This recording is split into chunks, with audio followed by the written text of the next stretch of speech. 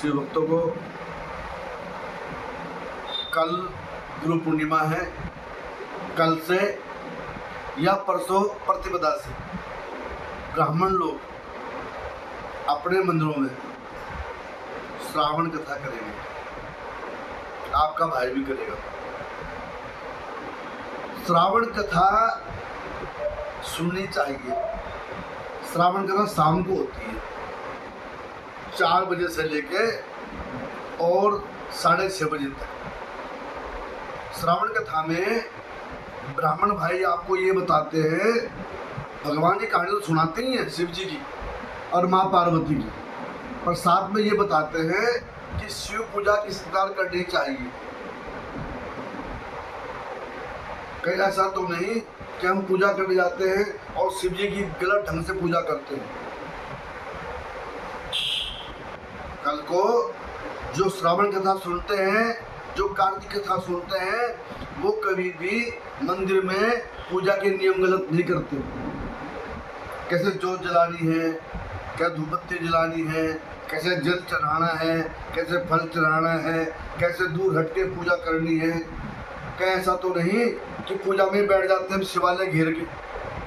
अब श्रावण में बहुत भीड़ होगी, है ना, लाइनें लगी रहती है। तो हमें ये नहीं कि हम खुद ही पूजा करें, दूसरे को भी पूजा करने का समय देना चाहिए। जो दूसरे की मदद करता है पूजा में, उसकी पूजा ज़्यादा लगती है। तो माता बहन भाइयों, कल से आप जो है कथा में जाइएगा और ब्राह्मण आपको कथा सुनाएगा भोलेनाथ की और माँ पार्वती की, पर इससे अलग व्याख्यान सुनाएगा कि किस प्रकार से हमें बाबा भोलेनाथ की पूजा करनी चाहिए, हमें नारायण की पूजा किस प्रकार करनी चाहिए, गणेश भगवान की पूजा किस प्रकार करनी चाहिए, किसी भी भगवान का व्रत कैसे करना चाहिए, ये ब्राह्मण आपको जानकारी देगा। माता बहन भाइयों, जो बड़े बड़े कथाकार हैं, बड़े बड़े शास्त्राकार हैं, बड़े बड़े महाराज हैं, उन तक आपकी पहुंच नहीं है। परंतु जो ब्राह्मण भाई आपके मंदिर में बैठे हैं, उनमें किसी ने शास्त्री का रखा है, किसी ने आचार्य का रखा है, वो भी उनके समान विद्वान है। तो आपका फर्ज बैठता है कि जो भी आप नियम करते हैं, उस नियम को ब्राह्मण भाई से करवाएं। बहुत से मेरी माता बहन क्या करती हैं, खुद घर में शिव पुराण पढ़ने बैठ जाती हैं। शिव पुराण की अवहेलना ऐसे ना करें।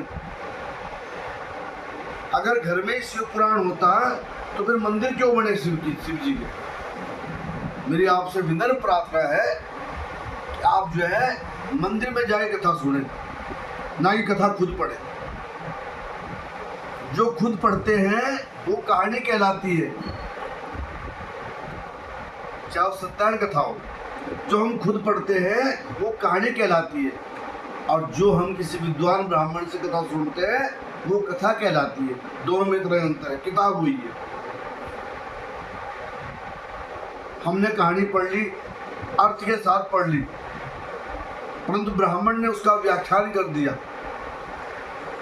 ज़्यादा समझ में आई, उसका ज़्यादा धर्म मिलता है ना।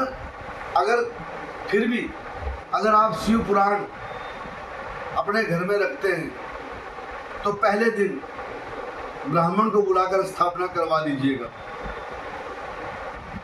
और पूर्णी ब्राह्मण से करवाइएगा। मंदिर में अगर कर रहे हैं तो कोई दिक्कत नहीं, घर में अगर कर रहे हैं तो बाद में हवन जरूर कराइएगा। और मंदिर में या घर में, मंदिर में हम जाते हैं, ब्राह्मण भाई कथा सुनाते हैं, हमारा फर्ज है उस दक्षिणा रखना। बहुत से मंदिर ऐसे हैं जहाँ कमेटी वाले भी कुछ नहीं करते, या बहुत से मंदिर ऐसे हैं जो लोगों ने निजी बना रखे हैं जनता की सेवा के लिए, वो कहाँ से करेंगे। तो जब सावन का भोग पड़ता है तो बढ़ चढ़कर, अरे कभी कभी तो मौका मिलता है 100 दिन काम के 1 दिन राम का। बढ़ चढ़कर पूछना चाहिए कि पंडित जी हम क्या करें, हम दक्षिणा लें या चावल लाएं या आटा लाएं या रिफाइंड लाएं, कौन सी चीज़ ऐसी लाएं जिससे भंडारा हो सके। भंडारे का नियम है, भंडारा बहुत बड़ा हो चाहे छोटा हो करना चाहिए। तो माता बहनों से विनम्र निवेदन है कि मंदिरों में जाएं और भगवान शिव की कथा सुने और भगवान शिव के क्या नियम है, पूजा कैसे होती है, शिवालय में जाकर क्या करना चाहिए हमें।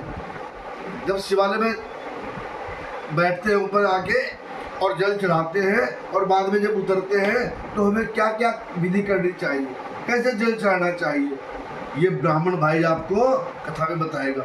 तो इस प्रकार से आप मंदिर जाएं, भगवान की कथा सुने।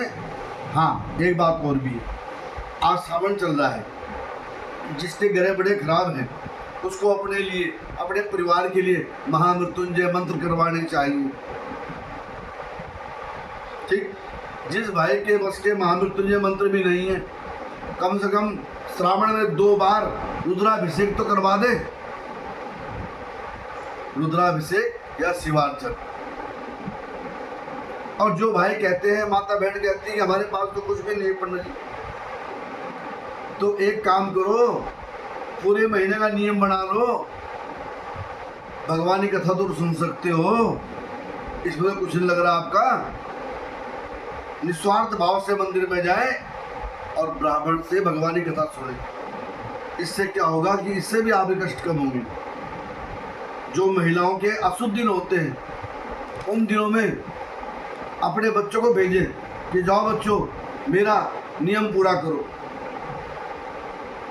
सारा धर्म का जो भार है ना वो माता बहनों कंधों पर है, पुरुष मंदिर कम जाता है, जबकि कथा पुरुष की हो रही है, महादेव की। इसलिए मेरे भाइयों को भी कथा में आना चाहिए। जहाँ पर अगर 50 महिला हैं तो 10 पुरुष भी बैठे होने चाहिए।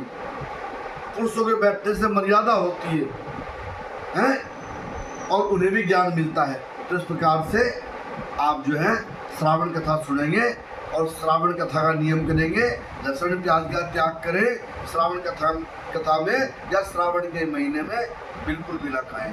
इस प्रकार से माता बहनों अगर आप काम करते हैं, आपके नवग्रह शांत होते हैं और शिव भगवान आप पर प्रसन्न होते हैं। धन्यवाद।